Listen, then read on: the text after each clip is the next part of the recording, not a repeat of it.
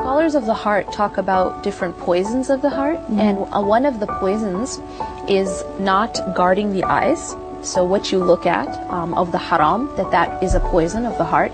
When you look at the haram, it actually affects your heart. Similarly, the other poison of the heart that they talk about is not restraining the tongue. That on the one hand, actually just too much talking in general can affect the heart, but specifically, not controlling the talking, not controlling the tongue, that becomes a cause of harming the heart. That becomes a source of poison for the heart.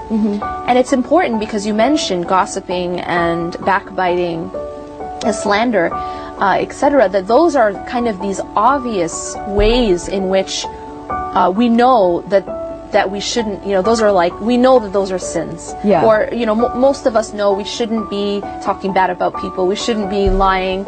That's clear. But I think what's less clear is just the idle talk. You know what I mean? That we have a lot of idle talk too. Like we may not be backbiting or slandering, but we're just talking only dunya, right?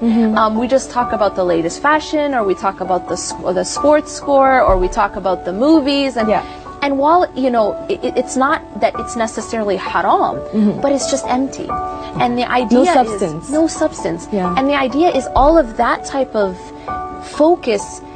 It gets us distracted, and it makes us lose sight of our bigger mission, our bigger purpose.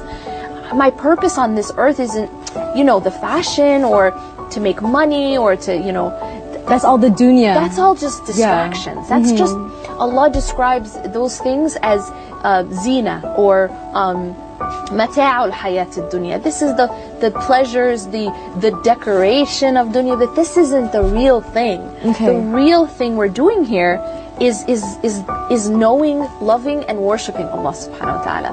And so we have to also be careful when it comes to the tongue, that our talk is also not empty.